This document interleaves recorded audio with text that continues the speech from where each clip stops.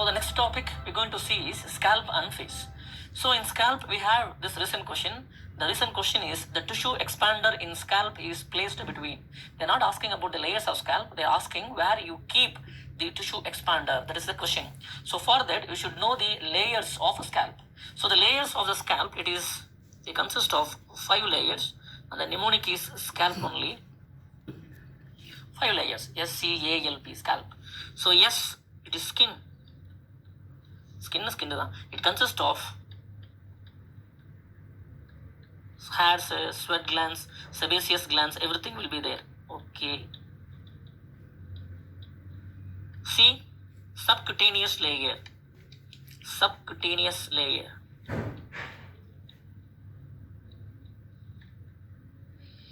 Below the cutaneous, below the skin. What is the importance of the subcutaneous layer? The subcutaneous layer is highly vascular. Why it is highly vascular? Because it contains numerous blood vessels.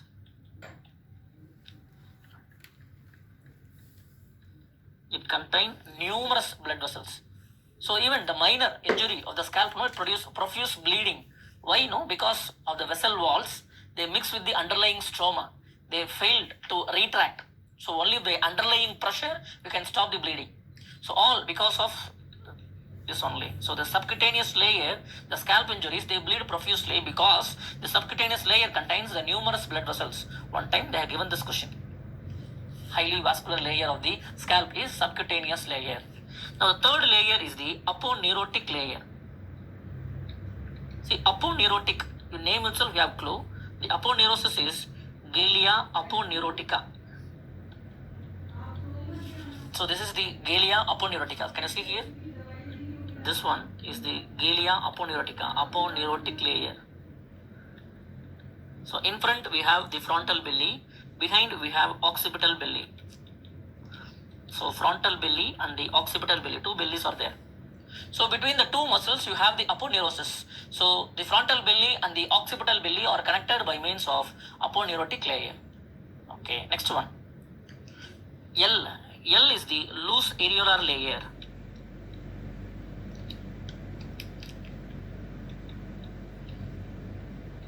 Loose areolar layer. So loose areolar layer, why it is important? Because it contains the emissary veins. So what is the emissary veins? So emissary veins.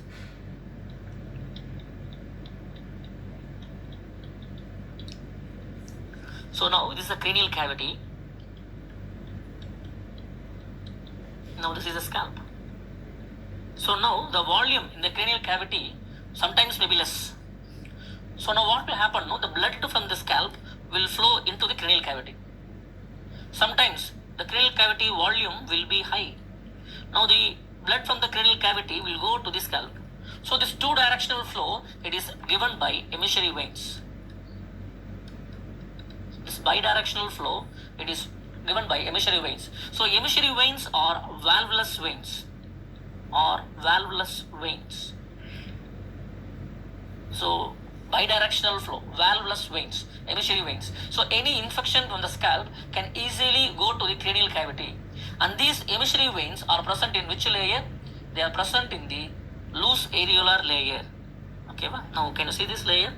This is the loose areolar, what I am drawing in red color, there is a loose areolar layer, and we are seeing this vein here, and that is the emissary veins. That is the 4th layer. And because any infection from this, the loose areolar layer, the infection will spread easily to the cranial cavity.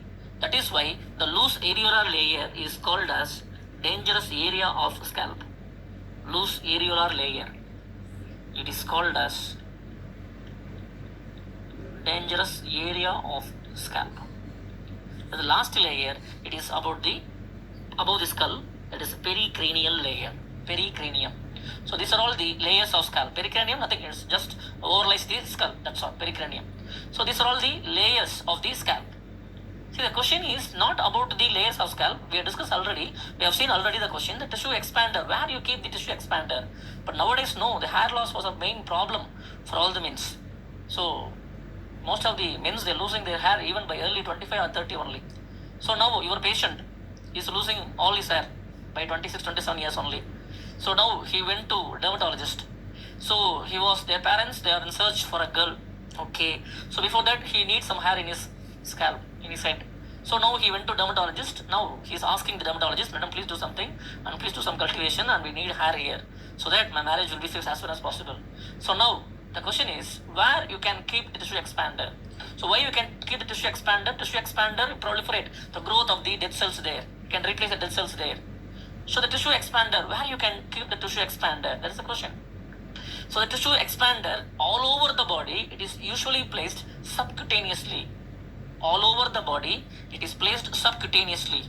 It is placed subcutaneously.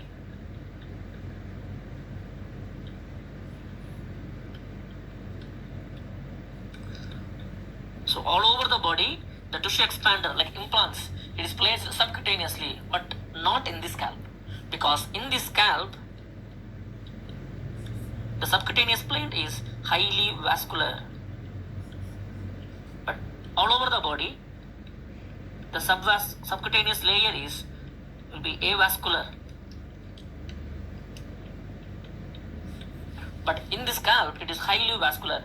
So you cannot keep the implants subcutaneously for the scalp injuries. So now, implants not in subcutaneous plane for scalp. Why? Because subcutaneous plane is highly vascular. So now, where you can keep the implants for the scalp? And the answer is you can keep the implants subgaleally.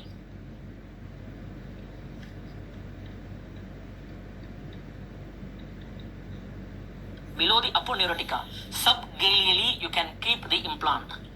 So implants kept subgaleally, that is the point. Why you can choosing the subgaleal plane? Because it provides the easy plane of cleavage. It provides the easy plane of cleavage, and it is not that much vascular. It is an avascular layer. So that is the area you can keep the implant for the scalp injuries. So subgaleal plane, it is D1. So now you can keep the implant here, subgaleally. Can keep here. That provides the easy plane of cleavage. Emissory vein is present below that. Okay. So subgaleal plane is the one you can keep the implant. So now, where you can keep the tissue expander, it's not between the skin and galea. It's not subgaleal plane. Subcutaneous and the loose areolar layer, no. Areolar tissue and the bone, no. Aponeurotic and periosteum, this is what correct. Subgaleally, below the aponeurotic layer, you can keep the tissue expander in the scalp. And that is the answer for this question. So now, we're going to see the face. So the muscle not present in the superficial fascia. So now we're going to see the face. So see here, the face, again, we're going to see about the muscles of facial expression. Again, no need to read the origin and the insertion of the muscles of facial expression. Definitely, they won't ask the question from the origin and insertion of the muscles of facial expression. They will ask only about their actions. Which muscle is for surprise? Which muscle is for laughing? Which muscle is for anger? Which muscle for showing the disdain? Which muscle is for the, like that. They will ask, they give the facial expression and they can ask the which muscle is causing this, laughing muscle, anger muscle, surprise muscle, disdain muscle, like that. They will ask you the questions. So don't waste your time by studying the origin insertion of the muscle of the facial expression. Definitely they will not ask you. Now, what is the importance of these facial muscles? No, these facial muscles, they are present subcutaneously. Below the skin, they are present. So they are called as panniculus carnosus derivative. So panniculus carnosus derivative means they are present subcutaneously. Panniculus carnosus derivative, subcutaneous plane. So all the muscles are present subcutaneously. So muscle of facial expression, panniculus carnosus derivative. And these subcutaneous muscles is not only present in the scalp, the subcutaneously muscles are located in various other regions also. Now what are the other areas we can have the panniculus carnosus muscles, that is subcutaneous muscles? This is the platysma. So muscle of facial expression, panniculus carnosus derivative, and one more muscle in the neck subcutaneously, that is platysma muscle, panniculus carnosus derivative. So the next muscle is in the palm, palmaris brevis muscle. So palmaris brevis muscle, subcutaneous muscle in the palm. Okay, va?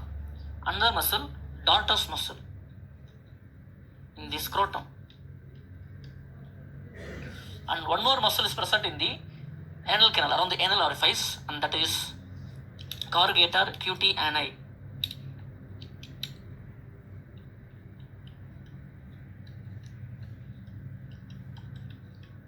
Corrugator QT ani. These are all the panniculus carnosus derivative muscles.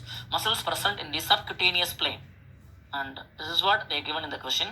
So now, what is the muscle not present in the superficial fascia? So muscle not present in the superficial fascia, platysma, it's a panniculus carnosus derivative.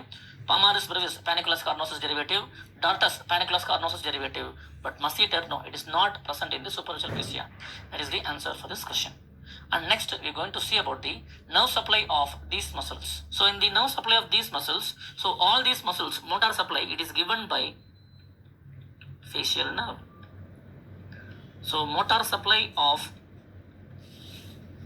the facial muscles of facial expression, it is given by facial nerve. Okay, motor supply over. Then who will give the sensory supply? The sensory supply of the face, it is given by the trigeminal nerve, ophthalmic nerve, maxillary nerve, mandibular nerve. So these three nerves only, they provide the sensory supply to the face. Now please note, the ophthalmic nerve, it supplies forehead.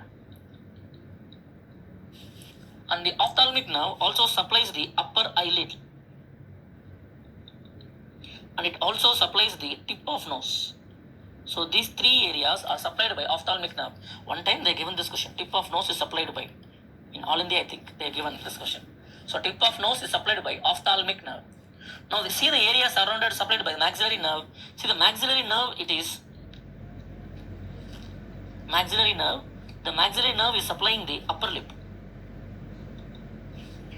And then lower eyelid and the adjoining areas.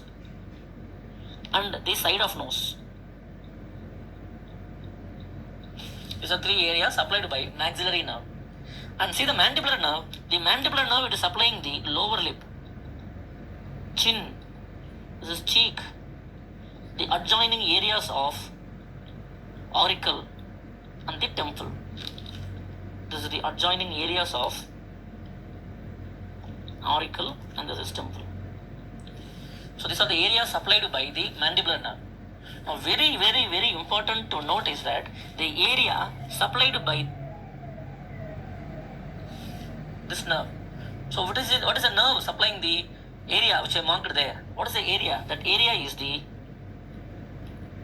angle of the mandible. So the skin over the angle of mandible is supplied by, who will supply the skin over the angle of mandible? The great auricular nerve will supply the skin over the angle of mandible. Great auricular nerve will supply the skin over the angle of mandible. Very, very, very, very important. So many times they have repeated. Very recently they have given in 2016 May Aims. So the skin over the angle of mandible is supplied by great auricular nerve, and this great auricular nerve, it is a branch from cervical plexus. And now this great auricular nerve, it is the one which mainly contribute to the auricle. So this is the great auricular nerve, which is a branch of cervical plexus. It supplies the major part of the auricle. And the lesser occipital nerve. The lesser occipital nerve, see here, this part, this is the occiput bone. Now this part, it is supplied by, sensory supplies by lesser occipital nerve. So now the adjoining part of the auricle, can you see the adjoining part here? This is the adjoining part. So this adjoining part, it supplies the auricle also. So what is the part of the auricle here? The part of auricle is posterior and superior. So lesser occipital nerve, it supplies posterior part and the superior part of the auricle. So it's the lesser occipital nerve. Also supplies the auricle. Which part of auricle? Postero-superior aspect of the auricle. And just now you have seen that the adjoining area of the auricle and temple, it is supplied by mandibular nerve, and the mandibular nerve branch, auriculotemporal nerve. Auriculotemporal nerve. And very important, the external acoustic meatus. This external acoustic meatus is supplied by auricular branch of vagus.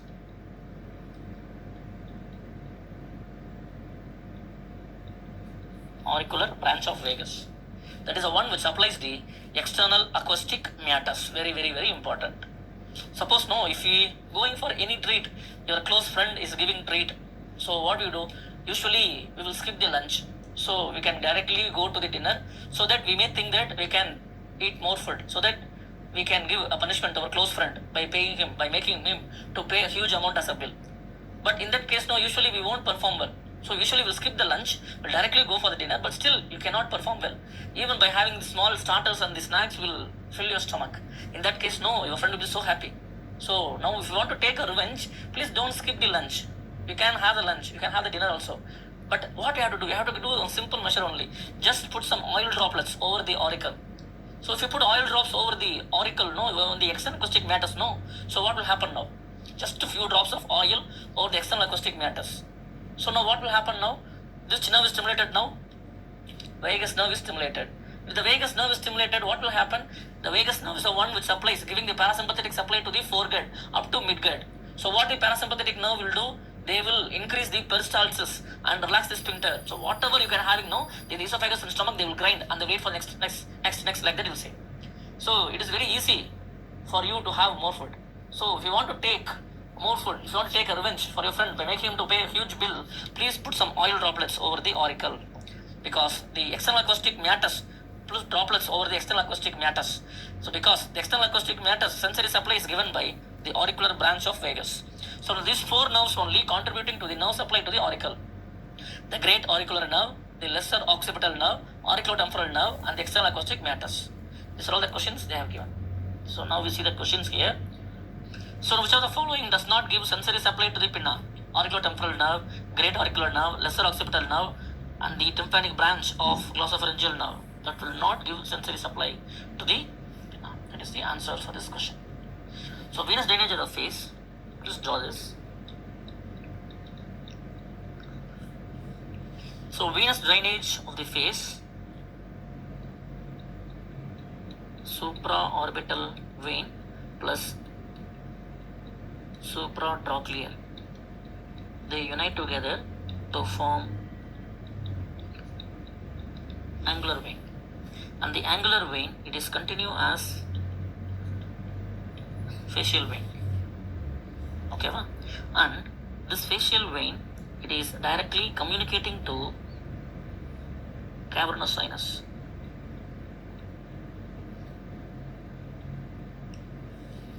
Okay, by means of which vein?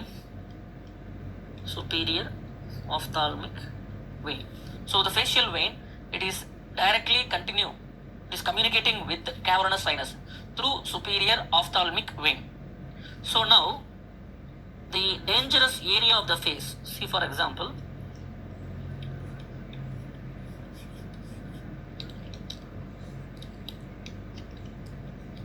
now the dangerous area of the face is, this is the dangerous area of the face.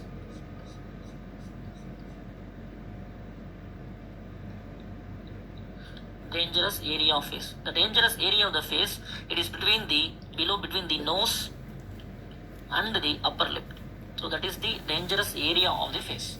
So this area, it is drained by facial vein, and the facial vein directly communicating to cavernous sinus.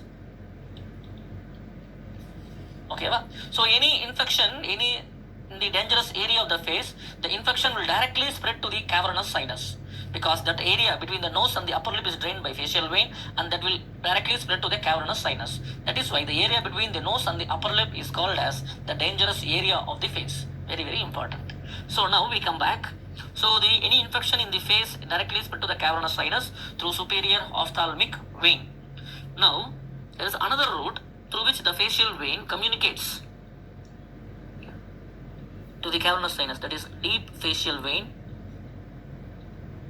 From the deep facial vein, it goes to pterygoid venous plexus. From the pterygoid venous plexus, it goes to cavernous sinus through emissary veins. So by means of these two routes, the facial vein communicate to the cavernous sinus. It's very important. Okay, now this facial vein, communicating with the cavernous sinus by means of these two routes. Now the pterygoid venous plexus, it is drained by maxillary vein.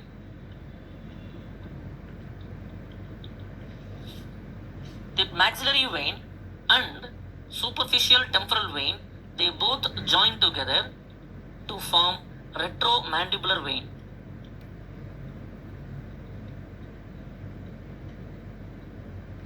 They join together to form retromandibular vein. So now the retromandibular vein, we have facial vein and here retromandibular vein.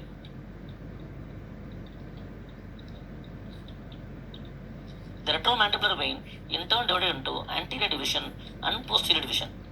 The facial vein, it joins with anterior division of retromandibular vein and it forms common facial vein. The posterior division, it joins with the posterior auricular vein and then it forms external jugular vein.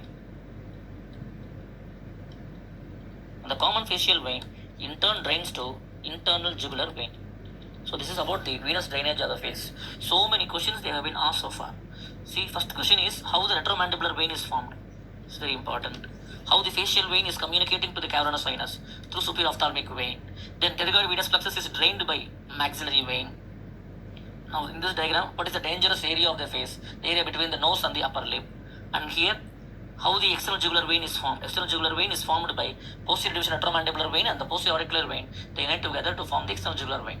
So this much stories you have to know about the face.